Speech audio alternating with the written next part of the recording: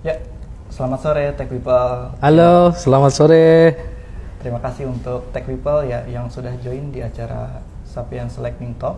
Nah, sebagai pengingat nih Tech People, Sapiens Lightning Talk ini adalah acara IG Live untuk sharing dan diskusi santai mengenai topik-topik yang berhubungan dengan teknologi atau biasa kita singkat XLT ya. Ya, betul. Acara ini akan berlangsung kurang lebih sekitar 30 menit kali ya.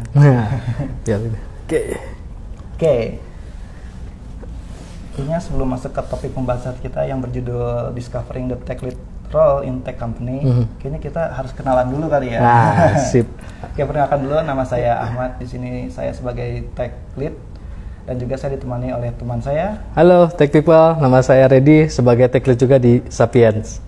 Oke. Gimana, Abang Reddy udah ready? Alhamdulillah, insya Allah kita ready. Bismillah dulu lah. Oke, sesuai judul nih Bang Reddy. Oke. Ya, Discovering the Tech Lead Role in Tech Company. Kita kan kerja di industri tech ini ya, tech industri ya. Ya.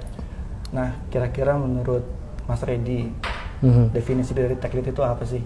Oke, tech lead ya. Nah, ini pada dasarnya ya kalau tech lead itu bisa jadi definisinya untuk setiap company kan itu bisa berbeda ya. Nah, tapi paling tidak secara teori tech lead itu adalah seseorang yang memang memiliki kemampuan teknis tentunya.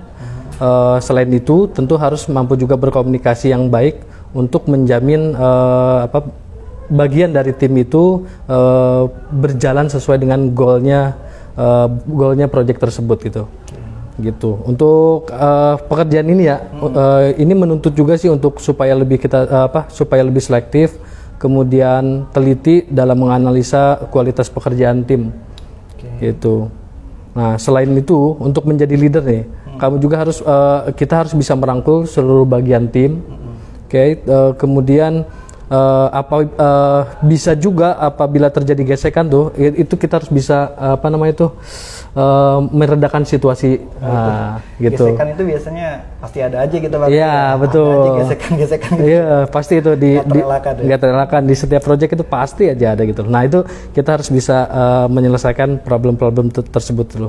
Nah, selain itu juga ya untuk tech lead ya, kita harus bisa memastikan permintaan-permintaan dari stakeholder itu supaya dalam tanda kutip ya itu tidak mengadi-ngadi lah gitu loh. Oh, berarti harus make sense dong. Iya, betul. Karena nanti yang akan dikerjakan oleh tim itu supaya bisa dihandle gitu dan memang bisa dideliver dengan baik tentunya gitu. Iya, harus gitu. sesuai dengan, soalnya kita juga harus mementingkan kualitas ya. Ya, betul.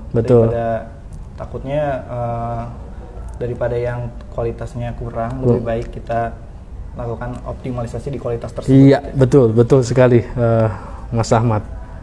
Gitu. Oke. Nah, tapi gini nih Mas Reddy nih. Kadang orang tuh suka masih mispersepsi ya antara tech lead dengan team lead. Jadi ada tech lead, ada team lead gitu. Iya, nah, betul. di sini tuh sebenarnya berbeda atau sama? Kira-kira Mas Reddy bisa jelasin nggak sih? Ya. Jadi pada dasarnya untuk perbedaan antara tech lead dan team lead itu adalah di technical background tentunya ya. Keduanya tentu harus sama-sama memiliki soft skill yang bagus ya gitu loh. Nah, jadi intinya yang membedakan itu hanya di technical backgroundnya gitu loh. Gitu. Kalau seorang tech lead itu ya mungkin harus bisa menguasai beberapa teknologi gitu loh ya untuk mendukung proyek tersebut berjalan dengan lancar gitu. Berarti gini pertanyaannya Mas Reddy. Berarti semua orang yang punya personality yang bagus ataupun soft skill ya di sini gitu, soft skill yang bagus bisa menjadi team lead. Ya. Tapi belum tentu bisa jadi tech lead. Betul. Karena harus mengcover sih dari sisi teknikalnya, betul. Iya sih, itu masuk akal karena untuk mengcover kebutuhan di tim membernya gitu ya, yang pasti berhubungan dengan teknologi gitu, technical background kita harus bisa cover itu ya. Iya, betul. Gitu. Oke, iya sih. Itu make sense banget. Nah, sebelum itu mungkin kita sapa-sapa dulu kali ya. Udah ada siapa aja nih di sini? Wow, halo Tech People. Ternyata sudah mulai banyak ya. Ada 25, 26. Halo. Kita sapa-sapa aja, ada siapa nih? Ada Aldi, ada Mas Aldi. Halo Bang Aldi. Dwi, Doni. Tengku, banyak nih, ada Pak Jati juga ternyata. Halo Pak Jati. Halo Pak Jati. Pengelana Zebra Saidi, banyak Alfian, Arman. bintang. Oh, ada Pak Cepi juga. Halo Pak Cepi. Nah, ini nih. Kita jadi debut di sini, Bang. Ya, iya betul. Makanya banyak yang nonton. Kayaknya banyak yang tertarik, lu itu jadi kelihatan ini ya, apa tuh? rockstar di sini. Iya, amin ya. Oke. Yes. Ada yang bertanya nih dari Senja Kaca, tips menjadi tech lead yang baik DOBK Pak. Oh dong, ya mohon maaf ya. Oke. Bang Reddy kayaknya ini ada di salah satu pembahasan kita kan. Iya, betul. Mungkin menjawabnya nanti pas di segmen yang sudah tips untuk menjadi tech lead yang mungkin ya. Betul, setuju ya. Nanti mohon bersabar Mas Senja Kaca. Nanti itu ada di bagian di materi di setelah ini. Halo Bang, halo Mas Fajar. Halo. Gas ya dong, kita harus ngegas. halo juga, halo. Oke, mungkin kita balik dulu ke materi. Boleh kita ke materi dulu. Nah sekarang dari saya ya nih. Nah Mas Asmat, kita ini kan sama-sama tech lead ya. Nah ini menurut Mas Ahmad nih dari perspektifnya Mas Ahmad, apa aja kira-kira yang akan menjadi responsibility dari seorang tech lead nih? Sebenarnya culture perusahaan itu agak beda-beda gitu ya. Tapi mungkin secara responsibility itu kurang lebih garis besarnya sama. Jadi dalam role tech lead ini sebenarnya bisa dibilang mini manager gitu kali ya. Tapi beda sama dengan engineering manager karena tech lead ini nggak memiliki otoritas gitu. Tapi tentunya responsibility dari seorang tech lead itu kurang lebih poinnya ada 3 kali ya, yang bisa digambarkan gitu. Yang pertama itu tech lead tentu saja harus mempersiapkan project planner gitu ya. Nah ini biasanya itu dilakukan atau didiskusikan gitu ketika BA ataupun tim produk, tim bisnis gitu udah selesai mengumpulkan informasi ya, gathering information, gathering requirement dari user. Nah di sini kita berdiskusi nih Mas Reddy dengan salah satu role lagi namanya solution architect gitu ya. Di sini kita berdiskusi kira-kira dari kebutuhan user tadi teknologi apa sih yang cocok untuk kita deliver ke user gitu. Bagaimana teknologi ini tuh fit and simple kepada user. Ini kita harus tekankan ya Mas Reddy. Fit and simple berarti harus yang sesuai dengan kebutuhan dan sesimpel mungkin. Sesimpel mungkin, sesederhana mungkin ya. Bukan simple and fit. Tapi fit and simple. Kita harus ditekankan di situ. Nah, di sini juga selain untuk mempropose gitu ya, desain arsitektur gitu ya, bersama dengan solution architect, di sini juga berdiskusi gitu, terus menentukan contohnya gitu, contohnya kayak ternyata requirement dari user ini nggak perlu sampai microservices gitu, contohnya monolith cukup gitu, ataupun ternyata kebutuhan user ini lebih banyak yang strong data type gitu, atau yang bisa kita sebut datanya tuh harus benar-benar sering berhubungan gitu. Berarti otomatis kita harus pakai struktural database ya dong. Ya betul. Ataupun ternyata wah ini kebanyakan untuk datanya analitik gitu ya. Kayaknya database yang cocok itu kayak non struktural gitu ya, mungkin kayak MongoDB dan lain-lain. Nah termasuk sampai komunikasi antar servisnya gitu. Ini kira-kira kita tuh mau misalkan requirement usernya itu kita mau bisa integrasi sama kayak yang tempat lain juga. Jadi kita minta supaya open API gitu, contohnya gitu ya, REST API ataupun GraphQL itu tergantung dari requirement tadi. Nah, jadi tapi yang perlu ditekankan di sini Mas Reddy ya, tech lead di sini hanya sebatas untuk memberikan opsi gitu ya. Tapi tetap yang menentukan ya solution architect. Jadi intinya seorang tech lead itu hanya bisa propose untuk desain arsitektur dan lain sebagainya ya. Tapi proses approvalnya itu ada di solution architect seperti itu ya, Mas Ahmad ya? Iya. Tentu saja dari yang punya otoritas kan memang role tersebut ya, solution architect. Dan kalau misalnya kita lihat dari jam terbang juga udah pasti beda. Iya betul. Beda. Gitu. Tapi seenggaknya di sini kita ada kontribusi ya untuk membantu tim solution architect mendesain satu sistem yang Ada yang kompleks, ada juga yang enggak gitu. Oke. Nah, selain tadi project planner ya. Nah, mungkin selain itu kira-kira apa lagi tuh responsibility dari seorang tech lead itu? Nah, yang kedua ini sebenarnya lebih ke soft skill. Oke. Itu coaching gitu ya. Di sini tuh kurang lebih poinnya sebenarnya banyak. Cuman kita garis besarkan aja ya. Kurang lebih sini disimpulkan ada 6. Oke. Ada motivating, ada advocating, mentoring, innovating, persuading, sama advising. Nah, ini biasanya memang terjadi gitu ya kepada tim member. Gitu. Tim member, oke. Nah, kira-kira contoh kalau misalkan untuk motivasi member itu pengalaman Mas Ahmad itu gimana tuh untuk memotivasi tim itu? Nah, gini, kadang tim itu gini ya, Mas saya agak bosan nih misalnya dengan teks-teks yang ini gitu. Gimana kalau misalnya kita misalkan saya pengen upgrade gitu ya. Tapi saya bingung nih mulainya dari mana gitu upgrade skillnya. Jadi kita bisa di situ bisa memotivasi dan advising juga di situ ya. Ada beberapa peran di situ bisa dilakukan ya. Mungkin yuk kita coba untuk workshop yuk, misalkan atau ikut webinar yuk gitu. Kebetulan nih saya juga suka ikut nih, misalkan kayak meet up gitu ya. Misalnya cuman memang sesi online gitu, nggak langsung datang. Dari situ ternyata banyak sekali kasus programmer, dan di situ juga programmer memecahkan masalahnya seperti apa gitu di webinar tersebut gitu. Betul. Nah, jadi dengan si soft skill ini ya, kita bisa ikut ngebantu tim member untuk mengembangkan skillnya. Ya, oke. Nah, lalu mungkin ada satu poin lagi nih yang cukup menarik ya. Selain tadi motivating, ada advising, kemudian advocating. Itu kira-kira seperti apa tadi? Nah, ini yang mendukung. Advocating itu kurang lebih mendukung gitu ya. Ini tuh terjadi ketika Bang, kayaknya Mas atau Bang atau Mas gitu ya. Sama kasusnya pasti untuk meningkatin skill. Iya, betul, gitu ya. Betul. Ada nggak sih maksudnya salah satu yang benar-benar bisa menjadi branding personal gitu ya. Dari sini mendukungnya itu pasti ya udah kita training dulu pertama, training dulu yang sudah disediakan kantor gitu ya trainingnya. Terus kita coba untuk sertifikasi.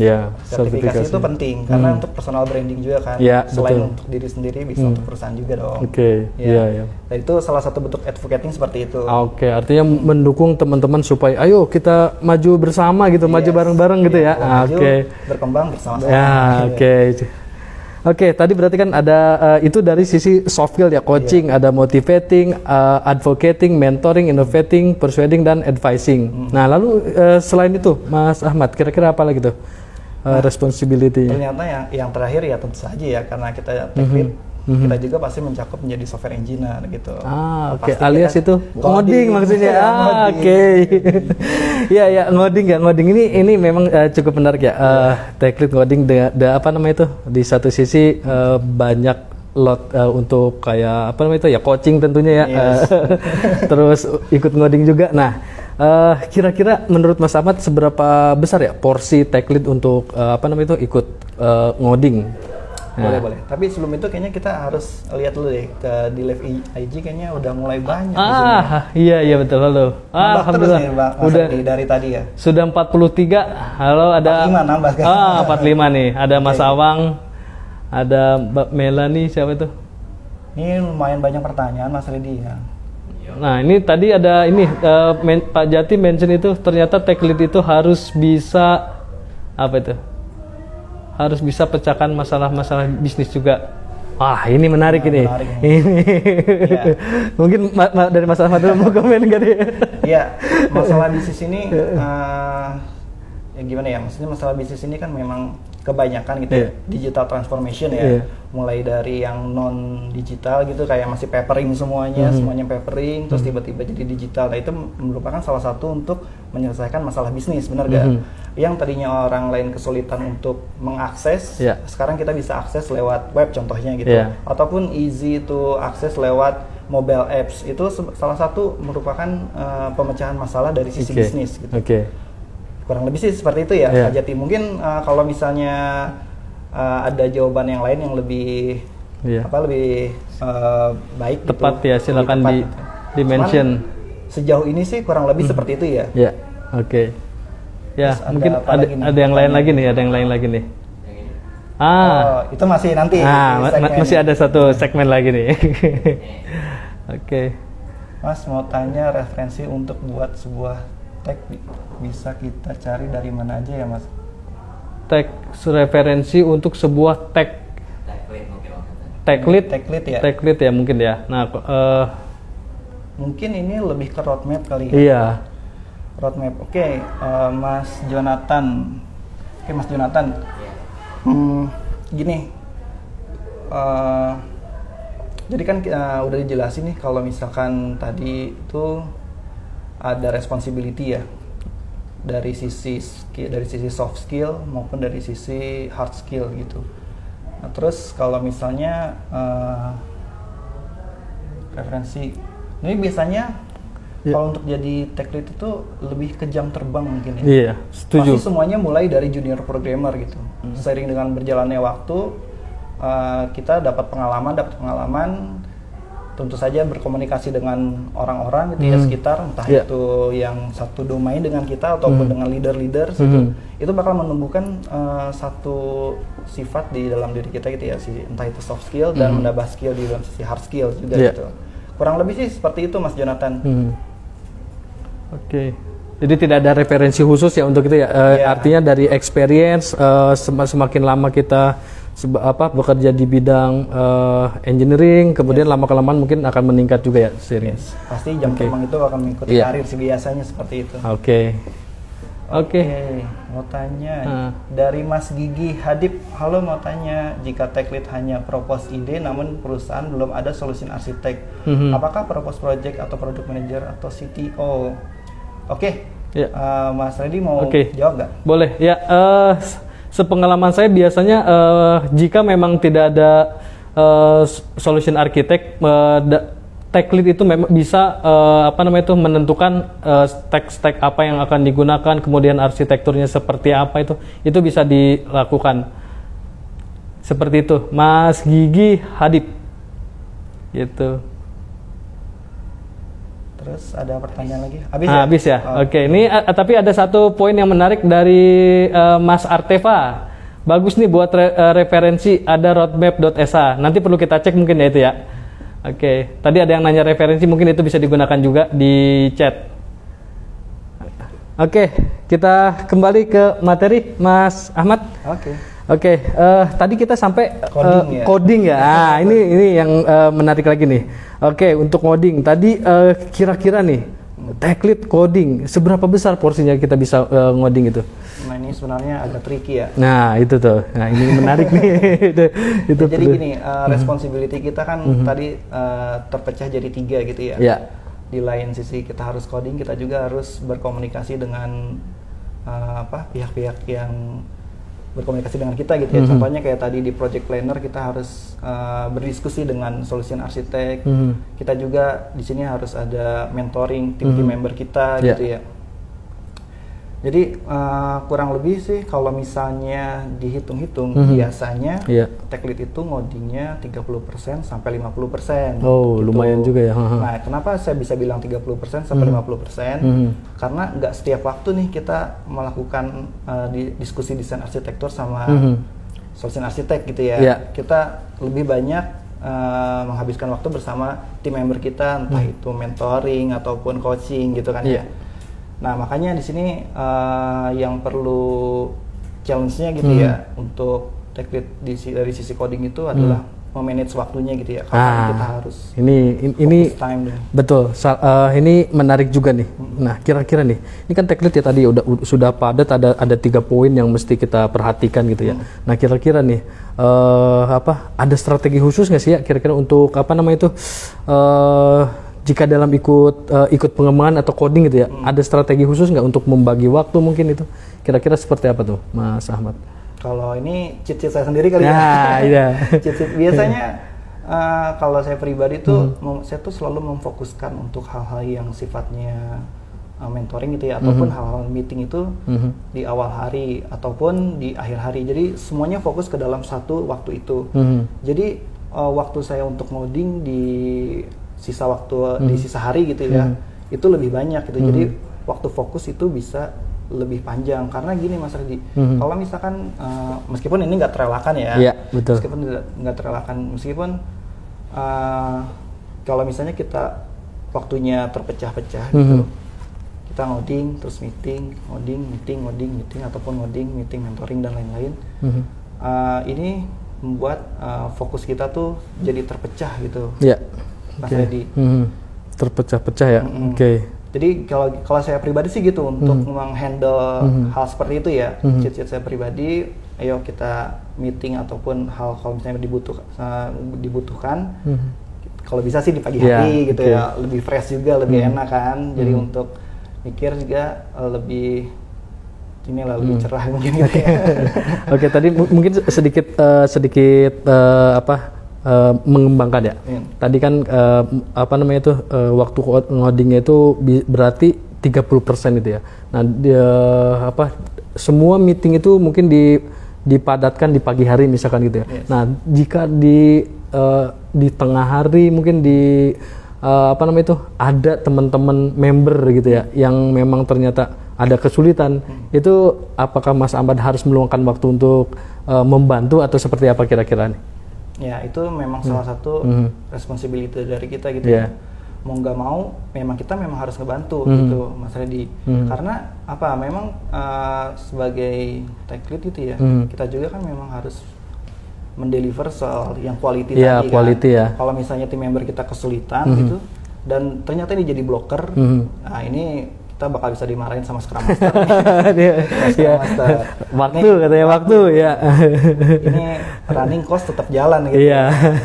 Makanya dari situ mau gak mau memang kita harus ngebantu. Tapi yang perlu yang perlu diperhatikan di sini Mas Redi, gak selamanya tech lead harus ngebantu tim membernya.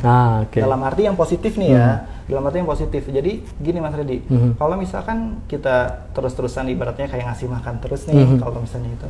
Nah, kita tuh bakal kehilangan potensi dari si software engineer tersebut. Sebenarnya software engineer tersebut itu bisa melakukan hal tersebut jika dia benar-benar explore lebih jauh gitu ya. Nah, itu sebenarnya hal yang bisa boleh dilakukan, tapi kalau bisa sih ya, memang ada porsinya sendiri-sendiri. Gitu. Ada yang nanya lagi nih.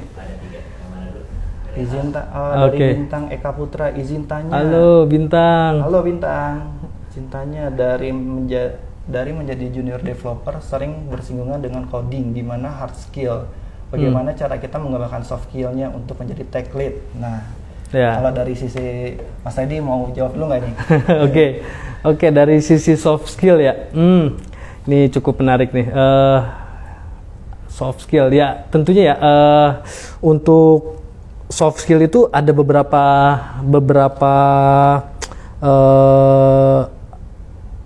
istilahnya ya, ada beberapa item lah ya untuk supaya soft skillnya bagus. Yang pertama mungkin komunikasi yang baik, itu harus dikembangkan. Kemudian juga ada leadership. Di situ kita bisa berempati. Ya tadi sempat dimention juga bahwa harus harus berempati. Kemudian poinnya tuh memotivasi, berinovasi dan lain sebagainya. Mungkin itu ya dari sisi soft skill-nya supaya itu nanti kita terasah, kemudian kita bisa menjadi seorang tech lead. Gitu sih, Mas Bintang Eka Putra. Nah, Mas Adi menarik nih pertanyaan dari Mas Bintang Eka Putra. Kalau boleh menambahkan ya Mas Adi ya. Jadi kalau misalnya di tim saya sendiri, saya tuh selalu ada daily updates gitu ya, mungkin nggak setiap hari sih, mungkin 2 hari sekali ataupun 3 hari sekali, pokoknya setiap minggu itu pasti ada. Dan itu saya melakukan ini Bang Redi, menariknya melakukan rolling speaker gitu. Artinya setiap berganti daily update itu yang jadi speakernya itu berbeda-beda tuh. Berbeda-beda, Nah, ternyata secara nggak langsung itu ya, itu menimbulkan sifat leadership dan juga untuk public speaking itu meningkatkan skill public speaking tadi. Good communication itu dibangun di situ ya. Ternyata walaupun jarang gitu ya frekuensinya, tapi ternyata berdampak gitu. Teman-teman mulai yang tadinya gimana sih yang namanya dari update ya teman-teman bla bla bla yang tadinya kaku jadi lebih luas gitu ngomongnya. Terus yang kedua dari sisi leadership, teman-teman itu menimbulkan ini inisiatif untuk melakukan daily updates, meskipun saya misalkan lagi meeting nih sama solution arsitek gitu, misalkan lagi merancang suatu desain arsitektur, nah mereka tetap melakukan daily updates gitu. Tentu saja dengan jadwal speaker yang tadi gitu. Mungkin seperti itu kali ya Mas Eka. Mas Bintang ya, sorry Mas Bintang. Oke, lanjut dari Mas Trias. Oke, berapa lama nih teman-teman pengalamannya sampai jadi tech lead? Nah, mungkin Mas Ahmad. Nah, ini menarik nih. Ini menarik nih. Kira-kira Mas Ahmad berapa lama aja dulu sampai dari mulai awal bekerja sampai menjadi tech lead itu? Saya tuh dulu jujur ya, sebenarnya programmer itu adalah hal terakhir saya mau memilih pekerjaan gitu. Cuman entah kenapa waktu setelah lulus kuliah, ibaratnya kayak cari kerjaan gitu ya, lamar sana sini gak ada yang diterima kecuali programmer. Jadi kayaknya memang rezekinya di sini nih. Gitu. Ya udahlah kita langsung melakukan jadi karir profesional sebagai programmer itu dimulai dari tahun 2017 tuh Mas Reddy. Jadi kurang lebih dari 2017 sampai sekarang mungkin udah sekitar 6 tahun ya, hampir 6 tahun lah. Hampir 6 tahun, wow, cukup cepat ya. Iya, tapi itu masih jadi junior programmer, mungkin jadi sampai middle gitu ya. Nah, untuk jadi tech lead ini saya termasuk tech lead baru ya. Baru 1 tahun udah jadi tech lead gitu. Kurang lebih. Kalau gimana nih kalau misalnya dari Mas Tadi punya pengalaman pribadi gak nih?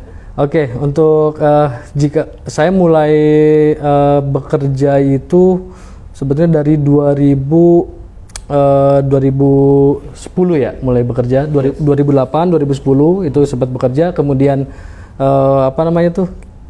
coba 2010 sampai dengan 2019 itu biasanya side job gitu ya, yang memang serabutan. Nah, dari situ belum ada role-nya itu. Saya semua self service gitu, mengerjakan diri sendiri. Nah, sehingga di 2019 bulan Mei tepatnya saya coba masuk ke Sapiens ya kan, kemudian mulai meniti karir sebagai software engineer.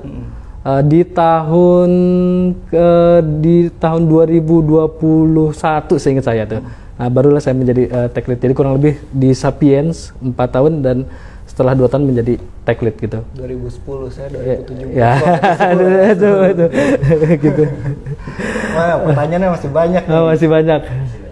Oke, mau tanya dong, dengan framework Agile yang sering dipakai dalam manage project, bagaimana cara untuk melakukan effort untuk suatu backlog atau user story-nya? Thanks. Nah, ini boleh deh saya mau jawab untuk dari Mas Arteva kali ya. Nah, di sini untuk jadi tech lead itu biasanya mengetahui skill dari tim membernya gitu. Jadi kalau misalnya udah ada backlog dari tim bisnis gitu ya ataupun yang lainnya, biasanya tech lead itu mengetahui nih kira-kira dengan skillnya tim member tersebut untuk hal ini perlu effort berapa. Kurang lebih sih seperti itu. Nah, itu selanjutnya pertanyaan dari Mas Titus, pendapat dong, menarik menjadi tech lead atau tech spesialis. Nah, ini tergantung kali ya Mas Andi ya. Iya, tergantung. Karir path-nya beda soalnya. Ya, betul. Pada intinya kan tech spesialis itu lebih spesialis di satu bidang gitu ya. Kalau tech lead itu selain memanage ada yang halnya bersifat teknikal juga gitu ya. Menarik menjadi tech lead. Kalau saya lebih cenderung menjadi tech lead karena memang saat ini sedang dijalankan Mas Titus. Iya, berarti happy dengan role-nya ya. Iya, betul. Sama Mas Titus, saya juga lebih menarik menjadi tech lead gitu ya daripada tech spesialis. Karena di sini kita tuh melakukan komunikasi dengan beberapa orang yang banyak gitu. Kalau tech spesialis biasanya hanya ke orang yang tertentu aja gitu. Iya, betul. kita lanjut ke materi dulu kali. Boleh, iya. Kayaknya ini belum habis nih, sedikit lagi materinya teman-teman. Waktu kita udah mau setengah jam. Oh sudah habis ya, bentar. Oke, kita bahas sekilas-sekilas dulu mungkin ya. Yes. Oke, tadi kan ada materi untuk soft skill-nya. Tadi kayaknya sudah terjawab ya untuk soft skill-nya. Intinya soft skill itu yang dibutuhkan adalah good communication, kemudian leadership dan ada juga empati. Nah, selain poin tadi soft skill, ini dari sisi hard skill nih. Ini kira-kira seperti apa, Mas Ahmad nih kira-kira untuk hard skill-nya? Oke, ini sebenarnya bisa menjawab untuk pertanyaan Mbak Senja Kaca tadi ya? Iya. Yang pertama, Senja Kaca ya. Jadi untuk menjadi seorang tech lead itu memang membutuhkan 2 poin ini ya, soft skill dan hard skill gitu. Yang soft skill-nya tadi udah dijelaskan banyak. Nah untuk hard skill-nya sendiri yang perlu diperhatikan adalah sebenarnya kita tuh hanya perlu best practice gitu. Oke. Nah, best practice itu menarik. Contohnya itu seperti apa ya kira-kira untuk best practice itu? Nah, contohnya itu sederhananya nih ya sebenarnya. Kayak kita mengikuti kaidah aja gitu. Misalkan ada satu library baru gitu ya, yang baru kita kenalin gitu, ini library apa. Ya kita mengikuti kaidahnya gitu, cara mainnya seperti apa, behaviornya seperti apa, ya udah kita bisa mengikuti itunya aja. Jangan terlalu memodifikasi hal-hal yang perlu kita ketahui gitu. Kita aja dulu kaidahnya, udah tahu cara mainnya gimana, ya udah bisa langsung memodifikasi, kurang lebih sih kayak gitu. Terus yang kedua itu biasanya untuk jadi tech itu butuh fast learner. Fast learner nih. Ini ada terakhir untuk kira-kira nih menurut Mas Ahmad ya. Ini dalam satu tim kira-kira tech lead itu menghandle berapa member sih gitu loh. Nah kalau menurut saya selama di project ini kayaknya 4 aja lumayan kewalahan gitu loh untuk memanage, karena kan kita perlu menjaga kualitas kode tersebut. Nah itu kalau dalam satu waktu itu let's say PR gitu ya bersamaan, itu kan harus kita review tuh sudah sekian banyak, belum lagi yang banyak kodenya dan lain sebagainya gitu loh. Ini kira-kira kalau menurut Mas Ahmad itu kalau saya pribadi gitu kira-kira gimana? Saya pribadi sih kalau nggak bisa menentukan ini harus 4 atau berapa gitu ya maksudnya. Karena gini Mas Edi, menurut saya pribadi tergantung domainnya seberapa banyak. Contoh misalkan kita membuat apps yang membutuhkan back-end, front-end, atau ada AI-nya, ada IoT-nya gitu misalkan. Nah itu minimal satu domain itu ada 2. Yang pertama si seniornya, kedua juniornya. Karena ini bisa saling membantu nih, bersinambungan gitu ya. Seniornya bisa ngebantu junior juga, juniornya juga bisa mendapatkan skill dari seniornya. Nah gitu. Itu ada bibit coaching gitu ya. Itu udah ada coaching. Jadi kalau saya pribadi sih ya minimal dari satu domain itu ada 2 gitu. Jadi agak berbeda dikit gitu. Oke, ini benar-benar terakhir ini kira-kira Mas Ahmad, dari Mas Ahmad ya. Ada pengalaman nggak yang bisa diceritain selama menjadi tech lead di Sapiens nih? Ya ini mungkin pengalaman pribadi kan. Ini menarik ini. Jujur saya masuk Sapiens masih baru gitu kan. Dan saya waktu itu masuk tahun 2021 dan kontrak 1 tahun tuh waktu itu tuh. Nah terus setelah menjalani masa kontrak gitu dan tiba waktu itu one on one sama engineering manager saya gitu waktu itu. Nah terus di situ engineering manajernya kata kayak gini gitu. Gimana di Sapiens gitu ya, tentu saja menarik gitu ya, senang ingin melanjutkan karir di sini gitu. Terus gimana kalau misalkan lu gua ubah role-nya jadi tech lead itu? Jujur waktu itu gue bilang gini Bang ke engineering manager, Pak saya di sini masih termasuk baru gitu, saya nggak masih terlalu dini lah untuk jadi tech lead gitu. Terus untuk soal hard skill juga ya nggak jago-jago apa di Sapiens banyak banget yang skillnya lebih jago gitu dari saya. Terus beliau tuh bilangnya gini dulu, perusahaan itu nggak mesti harus tech lead itu nggak mesti harus jadi senior programmer gitu. Di sini hal yang menarik juga ya, ternyata untuk menjadi tech lead itu nggak perlu untuk menjadi senior programmer gitu, nggak perlu untuk yang jago-jago amat. Tapi sebenarnya perusahaan itu butuh orang yang bisa menghandle orang gitu supaya vibes ataupun environment kerjanya itu lebih baik, sifatnya membangun timnya gitu. Dan itu gue lihat ada di lu mati itu, makanya di sini gue mau nge-challenge lu supaya next year gitu, setelah ini lu coba jadi tech lead dan mulai sekarang lu coba pelajarin gimana jadi tech lead yang baik. Nah terus gue mikir kan ya, untuk jadi tech lead yang baik gimana, gue belum pernah. Iya. Tadi gitu. Ditanya juga ya itu. Ini ada fun fact-nya. Iya. Oke, silakan. Jadi untuk jadi tech lead yang baik itu yang pertama tadi ya, gimana caranya kita bisa membangun tim itu supaya lebih berkembang gitu. Iya, betul. Nah, tapi kelihatannya gimana nih Bang, tim kita bisa kelihatan berkembang gitu ya. Ya tadi timnya punya inisiatif sendiri, timnya punya jiwa untuk ngebangun gitu kan ya. Ada juga yang untuk memotivasi, gue juga pengen jadi kayak lu Bang misalkan gitu ya. Gimana caranya, ya udah kalau misalnya lu nggak keberatan, gue jadi role model aja gitu. Kurang lebih sih kayak gitu. Jadi ini satu hal yang menarik juga ya.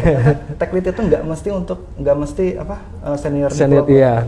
Tidak melulu teknikal, tapi ada soft skill tadi yang harus kita perhatikan juga. Yes, kurang lebih kayak gitu sih. Oke, kita masih ada waktu kah? Masih ada waktu. Kita mungkin jawabnya pertanyaannya nggak bisa banyak kali ya. Iya. Kita... Mungkin satu lagi lah, satu pertanyaan terakhir. Oh, ada dua nih kayaknya cukup nih. Ada 3. Oh, 3 ya. Oke deh. Oh iya, sertifikasi yang paling relevan untuk seorang tech lead. Ini tergantung kali ya Mas Edi. Soalnya tech lead itu tuh karir path-nya bisa terbagi dari dua. Iya, betul. Selain dari sisi manajerial, ada sisi juga teknikal. Yang murid tekniknya kali ya. Iya, betul. Dia mau jalur mana dulu yang mau betul. Nanti kalau untuk yang paling relevan pasti dari si minatnya tech lead tadi, mau ke arah manajerial atau spesialis gitu. Oke, next question, Reza DNSH.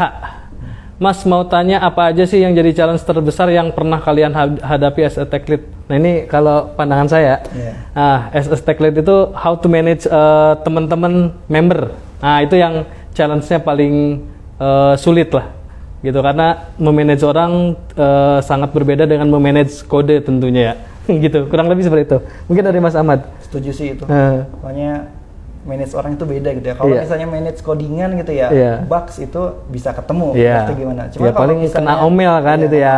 Gitu. Cuman kalau misalnya manage tim itu agak beda ya. Soalnya kita tuh mencoba untuk empati sama tim member sendiri. Iya, betul. Dan berusaha nggak ego sama diri sendiri. Nah itu yang agak ribet. Betul.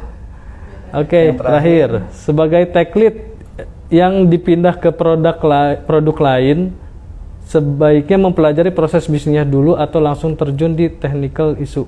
Sebagai tech lead yang dipindah ke produk lain. Maksudnya mempelajari proses bisnisnya dulu. Oh, iya tentu ya. Kayaknya sebagai tech lead ya tentu harus belajar bisnis prosesnya juga ya, karena bisa jadi bisnis prosesnya itu berbeda dengan yang sebelumnya misalkan. Jadi intinya tentu harus belajar juga sih. Setuju gitu. Saya juga sama Mas Edi. Soalnya yang dikhawatirkan adalah ada misunderstanding. Iya, ya. betul. Kita nggak tahu flow-nya, langsung terjun ke technical issue, ternyata flow-nya salah. Nah, itu kan itu jadi makin kerja 2 kali. Iya, kerja 2 kali itu. Oke. Waduh, plus minus. Ya singkat aja ya, plus minus jadi tech lead. Ya capek itu wajar, bagian dari itu. Plusnya banyak ya, belajar memanage orang, memanage people, kemudian teknologi juga tidak ditinggalkan gitu loh. Kalau itu saya itu sih. Mungkin Mas Ahmad. Iya, sama sih. Kalau plus minusnya kadang kalau misalnya kita manage orang gitu ya, sifat orang tuh kadang suka beda-beda. Ya. Kita juga harus menyesuaikan sesuai dengan personality orang tersebut, benar gak? Iya, betul. Kalau misalnya orangnya agak keras, kita agak lembut. Tapi kalau misalnya orangnya agak kurang memotivasi, kurang percaya diri, kita juga harus bisa memotivasi itu. Ya, kurang lebih sih kayak gitu kali ya, Mas Redi ya. Iya. Oke, sip. Gak kerasa ya Tech People, waktu kita sudah 30 menit ngebahas ini. Saya nggak nyangka juga bisa akan secair ini. Oke, kita sudah di penghujung acara. Untuk Tech People, terima kasih banyak sudah bergabung dengan acara XLT. Mohon maaf untuk pertanyaan yang belum bisa kita jawab, mungkin bisa di DM ke Sapien Tech. Jangan lupa stay tune terus di IG Sapiens dan untuk mendapatkan update terbaru. Selamat sore Tech People. Thank you Mas Ahmad. Mantap, keren.